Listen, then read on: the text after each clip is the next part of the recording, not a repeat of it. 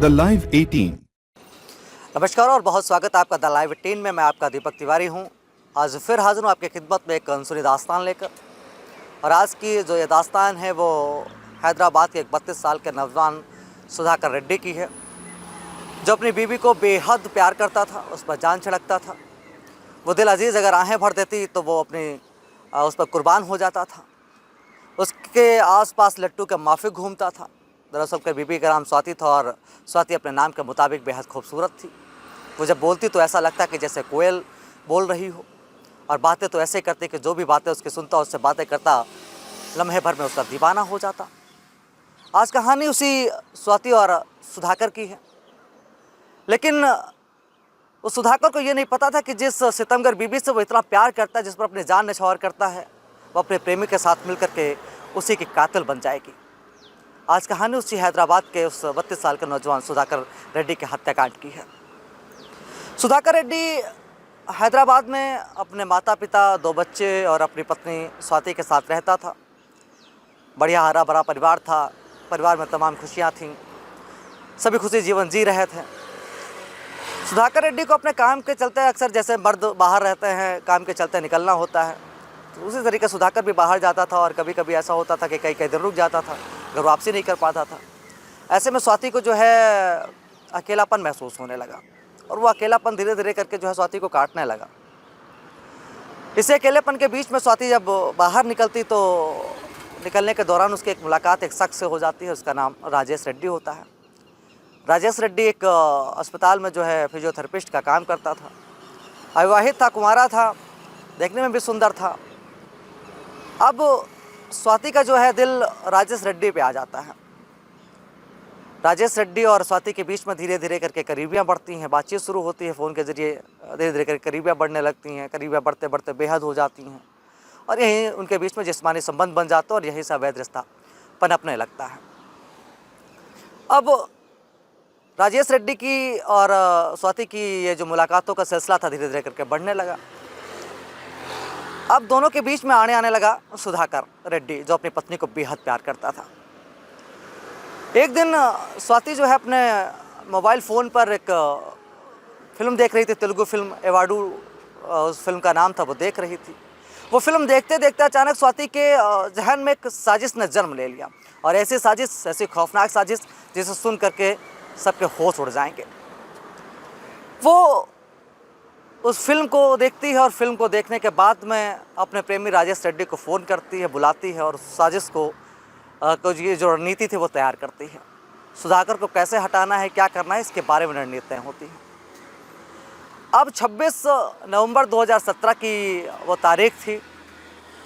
सुधाकर रेड्डी अपने काम से लौटता है, घर आता है, और घर आकर के खाना खाता है। खाना खा करके बेड पर जाता है और सो जाता है। जब सुधाकर सो जाता है तो इस दौरान स्वाति जो है उसे बेहोशी का इंजेक्शन दे देती है। बेहोशी का इंजेक्शन लगने से वो बेहोश हो जाता है। इस दौरान उसका प्रेमी जो स्वाति का था, राजेश रेड्डी, आता है।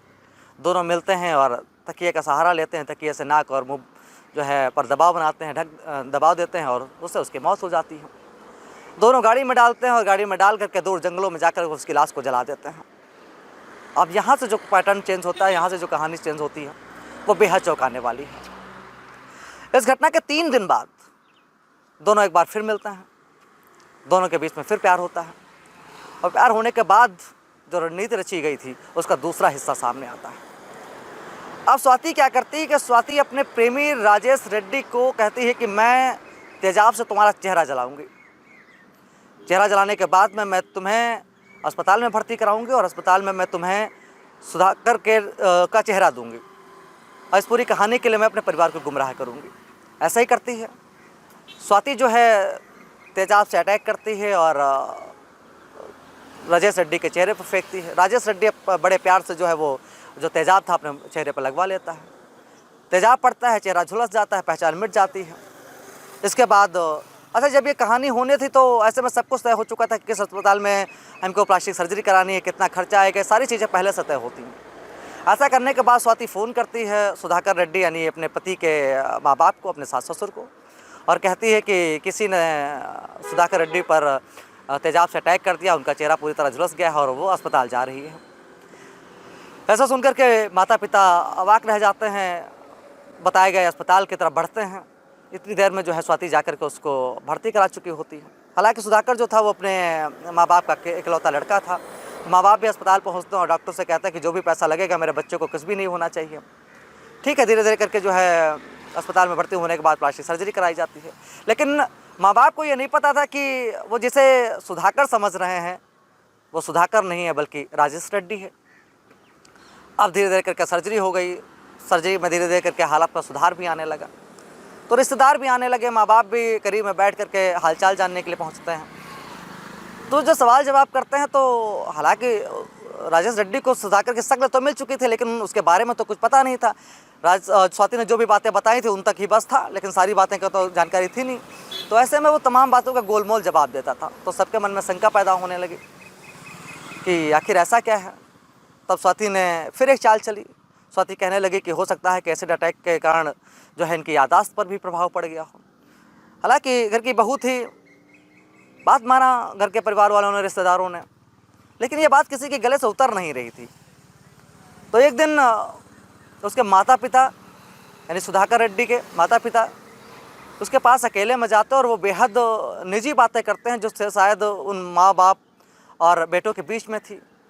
किसी भी सवाल का जवाब अब राजेश रेड्डी के पास में नहीं था। जो उसकी प्लास्टिक सर्जरी हुई थी और उसका चेहरा अपनाया हुआ था, उसके पास कोई भी सवाल का जवाब नहीं था। अब आपका संदेह और बढ़ जाता है। लेकिन सब कुछ ठीक हो जाने की बात कह के ऊपर वाले में छोड़ करके माँ बाप फिर निराश भावना से बाहर आ जाते हैं। अब ऐसे में एक दिन की बात होती है कि कहते हैं कि अपराधी कितना भी शातिर क्यों ना हो, कोई ना कोई ऐसा क्लू छोड़ देता है जिसके सहारे पुलिस उसके गिरबान तक पहुंच जाती है और उजागर हो जाते हैं सारे मामले। ऐसा ही हुआ। एक दिन होटल का जो कर्मचारी, माफ़ कीजिएगा, ये जो हॉस्पिटल का कर्मचारी जो है मटन सूप लाता है और मटन सूप ला करके कहता है कि राजेश रेड्डी की तरफ बढ़ाता है और पीने के लिए कहता है। राजेश रेड्डी मना कर देता और कहता है कि मैं तो पूर्णतः शाकाहारी हूँ। वहीं पर सुधाकर रेड्डी का एक रिश्तेदार बैठा होता है। वह इस बात को बेहतर तरीके से जानता था कि जो सुधाकर था वो मांस का शौकीन था, मांसाहारी था। वो ये बात चुपचाप उठता है और जाकर के जो है सुधाकर रेड्डी के माँ बाप से कहता है कि ऐसी सी बात है, मैंने ये वाक़या अपनी नग्न आँखों से देखा है। अब माँ बाप का जो संदेह था धीरे धीरे करके यकीन में बदलने लगा कि कहीं ना कहीं तक कुछ ना कुछ झोल ज़रूर है, कुछ ना कुछ गोलमाल है। अब वो पुलिस के पास पहुँचते हैं। पुलिस से सारी अपनी पीड़ा बयां करते हैं, पुलिस को सारी बात बताते हैं। अब पुलिस भी चौंक चुकी थी इस बात से लेकर के, वो भी अवाक थी। इस बात पे यकीन कर पाना बड़ा बेहद मुश्किल हो रहा था। अब पुलिस अस्पताल आती है और अस्पताल आने के बाद स्वाति से पूछती है कि ऐसी सी बात सामने आ रही है, क्या है। तो पहले शुरुआती दौर में तो स्वाति कुछ भी बताने का तैयार नहीं होती है, लेकिन फिर पुलिस अपने तरीके से पूछती है। जब सरलता से चीज़ें बाहर नहीं आती तो पुलिस का अपना एक अलग अंदाज़ होता है, उस अंदाज में पूछती है। तब वो टूट जाती है और सारी कहानी बयां कर देती है। तब वो बताती है कि कैसे उसका पति 26 नवंबर 2017 को आता है, कैसे बेहोशी का इंजेक्शन देती है, कैसे उसे नींद के आगोश में सुलाती है और इसके बाद तक कैसे उसका मुंह दबा करके उसकी हत्या कर देती है, कैसे उसका शव जला देती है जाकर के, और कैसे तेजाब से जो है अपने प्रेमी का चेहरा झुलसा करके उसे अपने पति के शक्ल देने का प्रयास करती है। पूरी सच्चाई सामने आ चुकी होती है। जब इस हत्याकांड का खुलासा होता है तो सबके होश उड़ चुके होते हैं। पुलिस के बड़े बड़े अधिकारी जो है सब सोचने पर मजबूर थे कि आखिर इतनी बड़ी साजिश एक पत्नी कैसे कर सकती है। जो भी सुन रहा था वो हैरान था। आखिर अपराध का जो अंजाम होता वही हुआ। स्वाति को गिरफ्तार किया गया, रिमांड ले गए। रिमांड पूरे होने के बाद उसे जेल भेज दिया गया। वहीं पर राजेश रेड्डी की जब तबीयत सही हो गई उसे भी जेल भेज दिया गया और आज वो अपने कर्मों की सज़ा का भुगतान कर रहे हैं। दोनों जेल में है, इसमें सज़ा भुगत रहे हैं। इसलिए कहानी के अंत में मैं फिर आपको बार बार जिस तरीके से आगाह करता हूँ, एक बार फिर आगाह कर रहा हूँ कि अपराध की गुमनाम गलियों में, तंग गलियों में बिल्कुल कदम ना रखें, क्योंकि इसके जो रास्ते होते हैं, इसकी जो मंजिल होती है वो बेहद खौफनाक होती है। इसलिए अच्छे समाज में रहें, अच्छे से रहें और अपनों के बीच में खुशियाँ बांटते रहें। इस अनसुनी दास्तां आपको कैसी लगी है, इस पर आप अपने विचार ज़रूर रखें। वीडियो अच्छी लगी हो तो लाइक करें, शेयर करें और चैनल को सब्सक्राइब करना बिल्कुल भी ना भूलें।